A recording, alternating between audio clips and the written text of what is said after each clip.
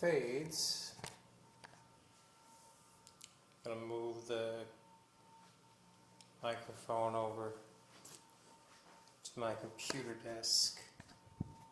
So this is something that I've been thinking about doing for a good while, honestly.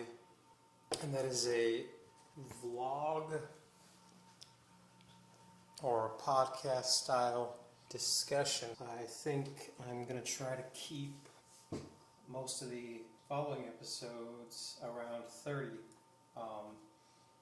And if there's ever a point where I get quite a bit of a response and people are saying you should do this for an hour or something, I don't think I'd ever do it for like 2.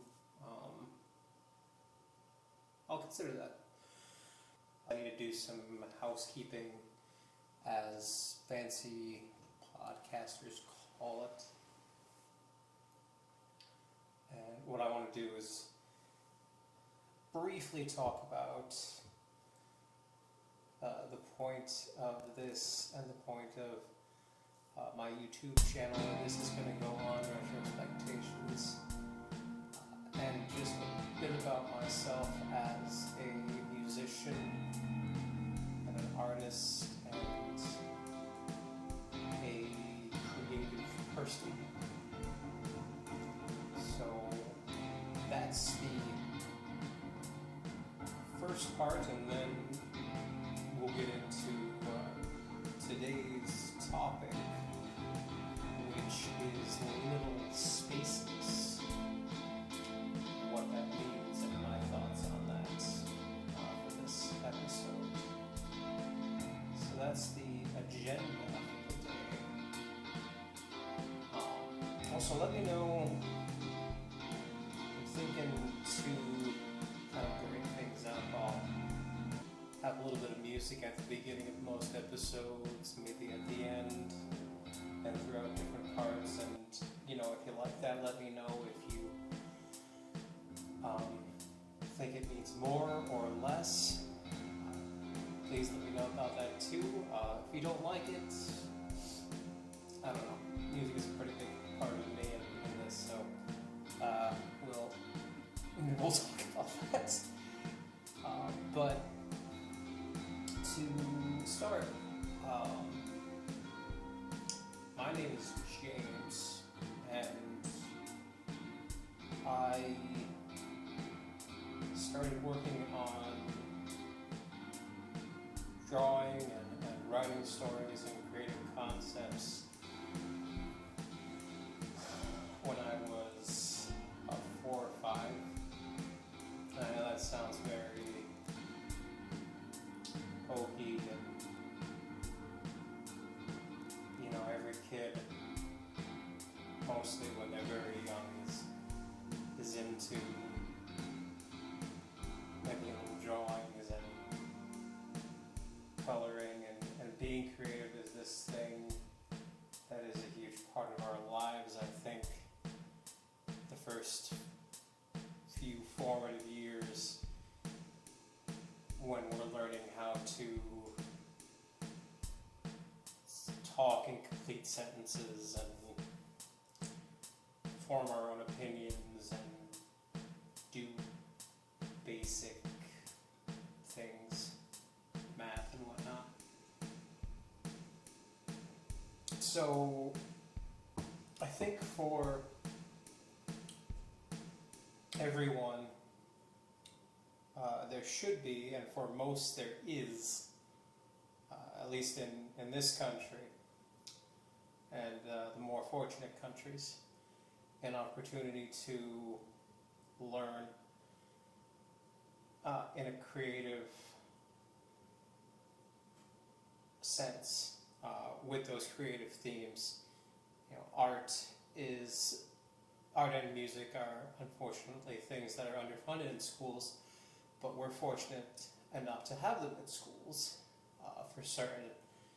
And that was something when I was a kid that was definitely encouraged. and my parents were very encouraging of that.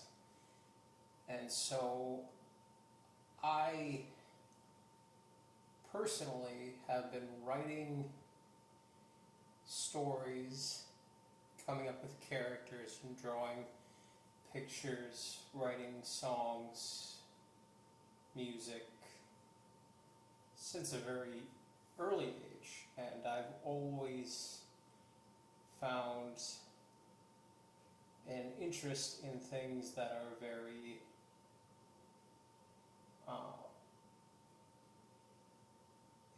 or at least in some circles, very different and experimental. And I think that's partially because I grew up, started in the 90s, of course, with a lot of that 90s media that focused on these very high concept fantasy and sci-fi ideas, Ninja Turtles, Power Rangers. I got into some of the stranger spin-offs of those, like the Biker Mice from Mars a little bit, and I remember Battletoads. I remember all of the off games for the Nintendo Entertainment System, and I had a Super Nintendo. I got a Sega Genesis later on. I believe we got it from a garage sale or something when I was very young. And I got a PlayStation 1 around the time of my birthday. And so I was very fortunate to have video games as a big part of my life, and that, as you would probably know, if you're familiar with that medium, has such a wide and vast array of fantasy style games, RPGs from the East, JRPGs, very famous for dragons and magic and that sort of thing. Of course, in high school was around the time those Lord of the Rings films came out, and so that was a huge part of becoming more and more interested in fantasy, magic, those sorts of concepts. I mean, I think as someone who's hugely interested in the 80s, like, probably would have been into that too at that time, but looking back on it, I'm a big fan of Krull, a great sci-fi fantasy movie. Dragon Slayer is a really good one. I think they're kind of similar movies, but Dragon Slayer is much more fantasy, and Krull is kind of this mix of fantasy and sci-fi. Star Wars, of course, and I personally love all the Star Wars. Maybe in the future I'll get into how I feel about each individual one, and there's definitely things that they did that I didn't care for, but I can't help but love all of it, and especially have a huge respect for a lot of what George Lucas did, even when it was kind of more awkward. Some of it does feel more cohesive and real, I have to say, because I think there's that element of you can see he had a plan and he was trying to execute it. Whereas, even though I enjoyed the more recent films, I would say that they don't have that cohesive feel. But I'm getting way off track here and going into my feelings on different things. But I tend to, when I create music, and when I look at animation and media, because if you look around my YouTube channel, I have some simple animations I've been working on. That's something that I've dabbled in off and on for a long time, and only just recently started to really make some little clips and try to get them out and up there. And I want to do some more. I tend to get into a lot of nostalgia, and that's probably pretty easy to see from the channel. It's called Retrospectations. If you follow my Twitter, I get into a lot of 80s and 90s references, memes, quotes. Those are a lot of my favorite movies. I'm a huge fan of John Carpenter. Love Steven Spielberg for the most part. And I really dig all kinds of 90s and 80s cartoons and series. I've gone back and watched a lot of the sitcoms. When I was a kid, I was a huge fan of Nick at Night and Brady Bunch and I Love Lucy. And I've gone back, and even though I wouldn't have watched Cheers when I was a kid, I've watched a lot of that since I became an adult. I've gone back and watched a lot of Friends. I kind of grew up with Seinfeld and a few of those other shows, and so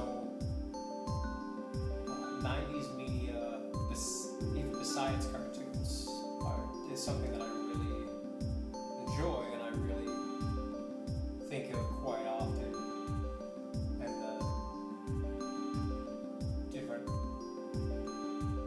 sorts of music that I listened to back then, I was really into ska for a long while. I was really into a lot of that power pop and alternative rock, Matchbox 20, Foo Fighters, Goo Goo Dolls, Third Eye Blind, all of that came up. And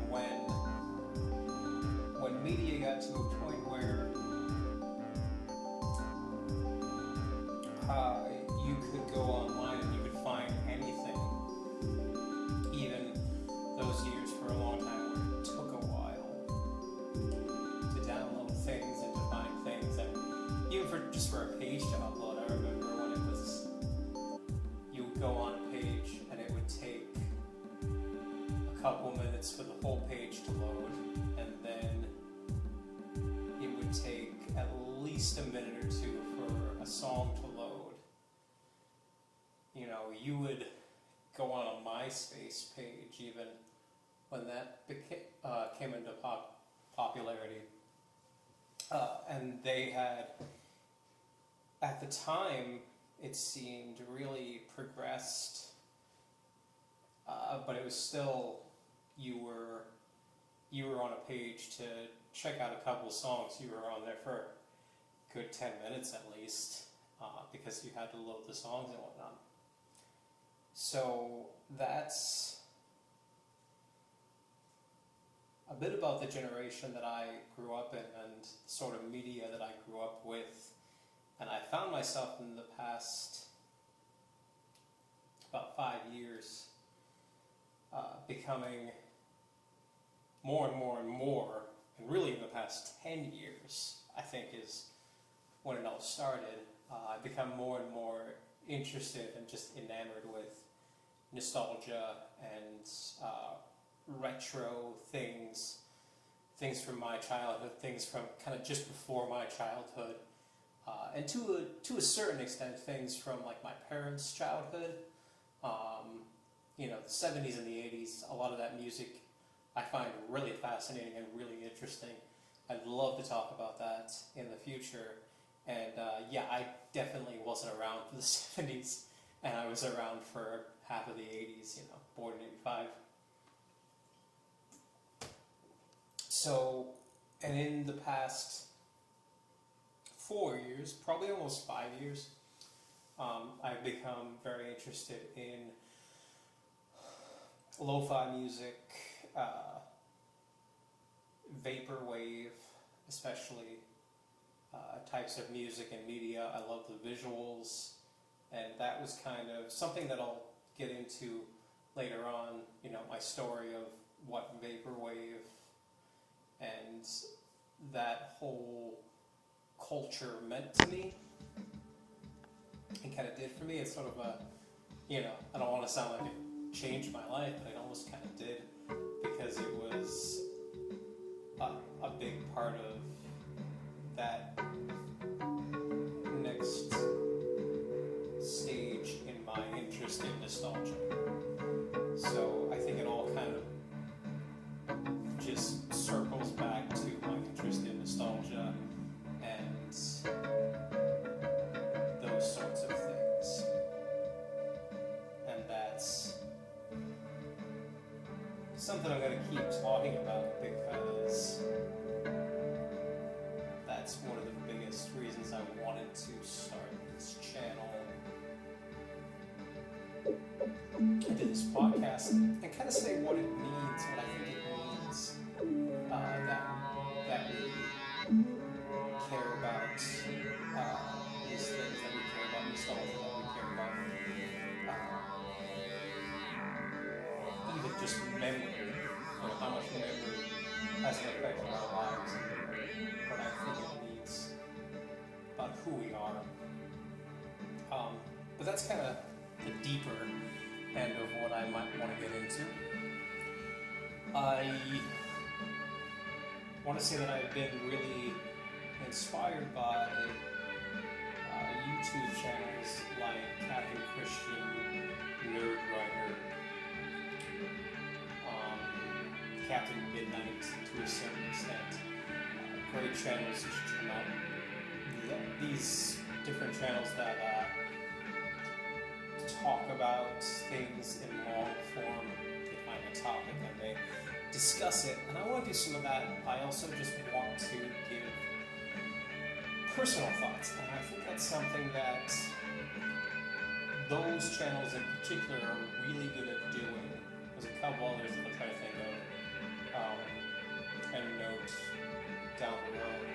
People don't have a lot of time, which is like what I find really interesting about a podcast, because I have friends that will listen to podcasts, several different podcasts that are hours at times, and it's like we're working day in and day out, but so many people have that long commute, or they have just a job where they're kind of pecking away, they're kind of working away at their profession, whatever they're doing, and they can listen. So this is going to be kind of my attempt to be a voice in that crowd, and we'll see how that goes. But some topics that I really want to get into, like I said, vaporwave. Today we're going to talk about liminal spaces in a moment here on the second part of this episode. Post-rock, ambient music, Brian Eno and Tangerine Dream, and kind of impact that's had on me and some on the world, and I'll try to get into some history and whatnot in future episodes. Nostalgia in itself. I'd love to also just talk about retro cartoons, sitcoms, commercials, all that stuff. That I think there's a reason why it appeals to us, reason why it makes us feel comfortable, reason why it was so successful when it was, and how the world has changed and how the world has stayed the same. I think that's pretty relevant stuff to talk about. We'll see. I'll have some little animation clips. Probably for now, just stuff that I've already posted in different videos. I'm going to work on some new animation to go with these and some new music. I'll put on some music to underscore this later on. And yeah, let me know what you think and what you'd like to hear, what you'd like to discuss